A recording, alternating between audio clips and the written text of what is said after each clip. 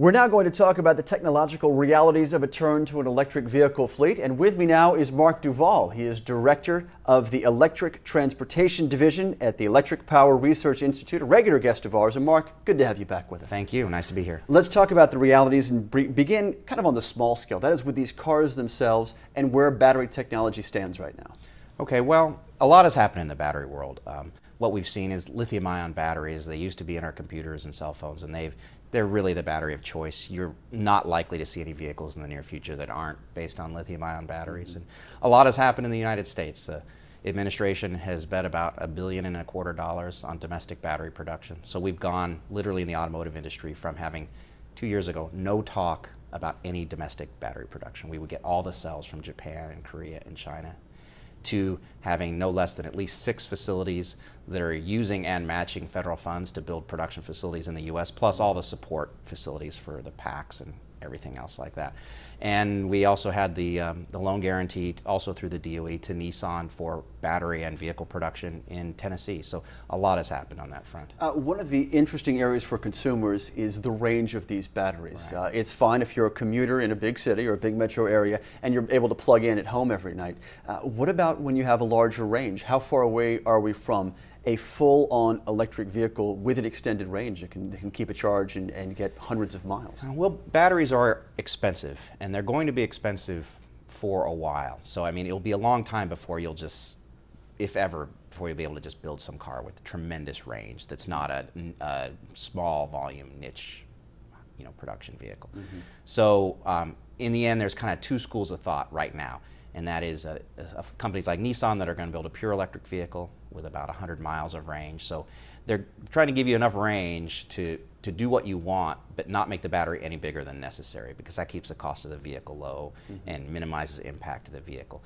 Then there's General Motors with the Volt, and the Volt is really kind of a result of what they learned when they built their electric vehicles, the EV1. They built a great electric vehicle, but they learned some things about what people would and wouldn't like about it. And so they're sort of saying that we want something that has about half the range of an electric vehicle, but has a backup gasoline engine. You can go as far as you want. It doesn't matter. Maybe you can charge it directly from pretty low power, normal electrical outlet. Mm-hmm. And then there's about to be a third story coming in, which is the companies like Toyota and Ford that have very successful hybrid systems today are going to leverage that. They already have good production volume. They're going to leverage that and make versions of those systems that are plug-in hybrids. So you might see a plug-in you might see a vehicle like a plug-in Prius or some sort of plug-in Ford hybrid in the near future as well. Many of the conversations around EVs, Mark, deal with infrastructure. And at a smaller scale, we're talking about charging stations. If you're not plugging in and charging at home, you need to do it somewhere else, especially if you're running low on juice. Yeah, that's right. And we don't want to understate this, but the most important place to address infrastructure is at the home. You have to have a place to plug in. Cars are parked at home about 2/3 of the time. And so that getting that charger installed there, it is a barrier to adoption. People are uncertain about doing electrical upgrades to their house. And some vehicles can be plugged into a 120 volt outlet and charged pretty well. But pure electric vehicles, people that want to charge quickly, they have to do a small upgrade.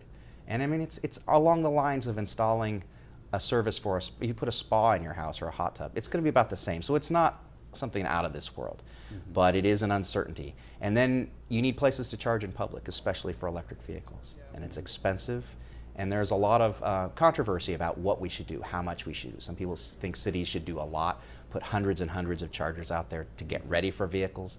And then there's probably folks like me that are more like saying, let the vehicles come, put a few chargers out there, build a few more, watch where people really need them, kind of support the growing market. Because in the early years, we're going to have more like tens of thousands of vehicles. We're not going to start with 1 million vehicles in year 1.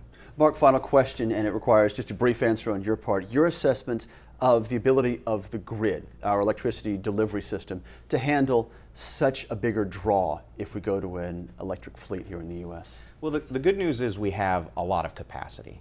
We can generate all the electricity we need, and we can transmit it to local areas easily, no matter how many electric vehicles you have. Even if you give everyone in the United States, put them in an electric vehicle, it's not going to be a problem to generate the power for it. Mm-hmm. Locally, there can be issues. An electric vehicle can draw about 5 kilowatts, which is about the load of a house.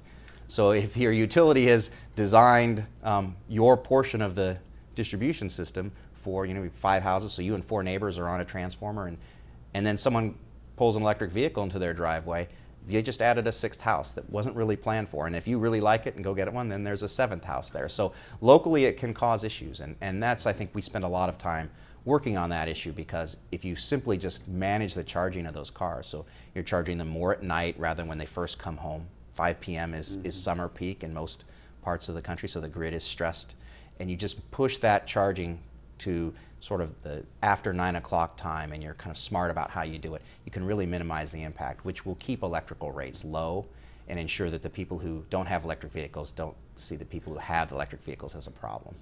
Mark Duvall is Director of Electric Transportation at EPRI. Mark, it's always good to have you with us. Thanks for joining us today. Thank you.